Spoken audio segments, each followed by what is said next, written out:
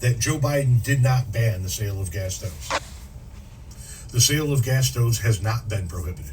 So Tom is correct that we did not ban the sale of gas stoves. But what I want to highlight is how this is an unbelievably ineffective policy that literally does absolutely nothing. And this was something that we have seen repeatedly from our government. Policy that does nothing but caters to certain groups of people. So those groups of people think we're doing something when we're doing nothing. I'm hoping that this is an eye-opening moment for you.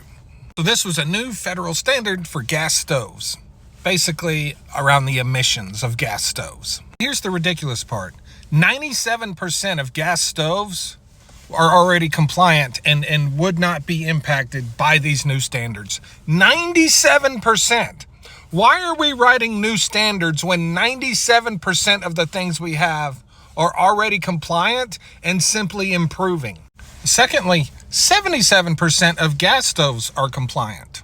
So that begs the question, if 97% of gas stoves are already compliant and only 77% of electric, why is this a gas stove policy? This sounds like an electric stove policy to me. I tell you why, because this is a climate initiative.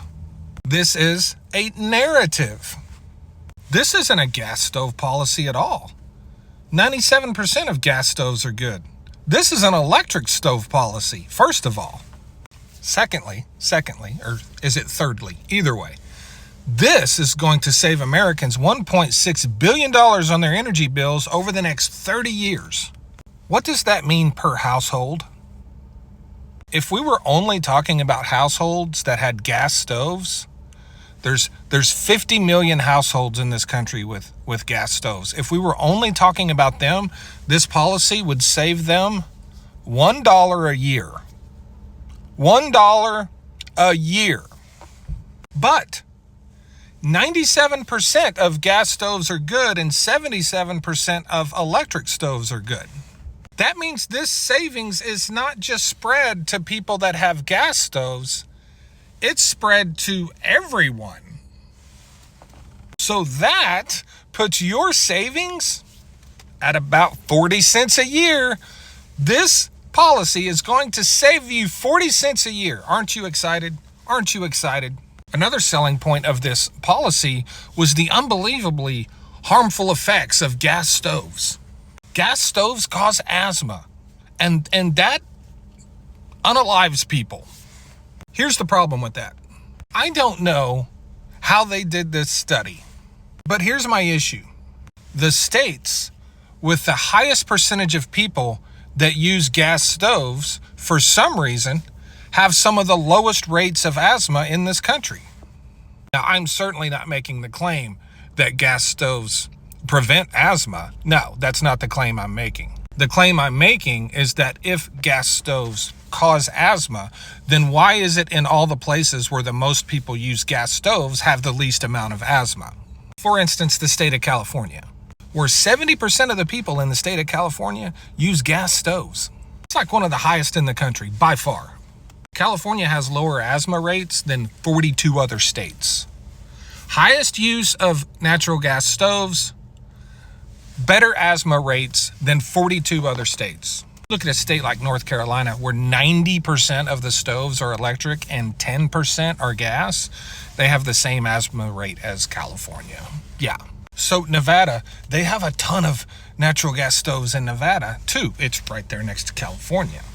I think Nevada is the second highest number of gas stoves, and they rank right next to California in cases of asthma.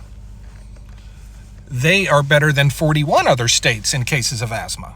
I don't know why there's lower asthma rates in all the states where almost everyone is using natural gas, but that is a piece of data we cannot ignore. Then you have the claim about the emissions. Yeah, because the claim is that the new standards would reduce emissions by 4.6 million tons over 30 years. The problem is electric stoves don't have any emissions, right? And since 97% of gas stoves are already good, that means only 3% of the gas stoves in the United States aren't. Now, the problem is gas stoves don't have carbon emissions. No, not when they're burning. They don't have any carbon emissions. So this claim of reducing carbon emissions by 4.6 million metric tons is, according to them, due to the gas leaks in the transportation system, in the pipelines and connections and everything that gets the gas to the stove. So if all of the carbon emissions are emitted through gas leaks in the transmission piping from the origination point to the stove, if that's where all of the leaks occur, and if that's where the problem is, why do we have to change the stoves? Because nothing in the regulation has anything to do with any of that. It's just the stoves. It's just the stoves.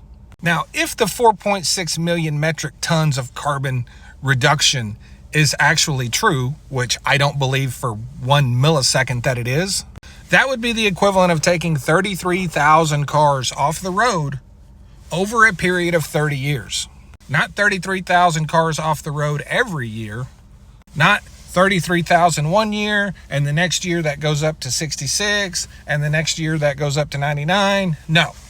It's having 33,000 off the road for a period of 30 years, which is 0.000, I think 0.01% of all cars. The point is, this policy does absolutely nothing. It does absolutely nothing except cater to those people who vote on the climate, right? That's the only thing this entire policy does. Oh, other than the fact that it created a giant landmine for the Joe Biden administration. Yeah, because when you do something that is completely useless to make a point, to make a political point, it can become a massive political liability. And that is exactly what it did. Just another example of another ridiculous policy of the Biden administration. Thanks.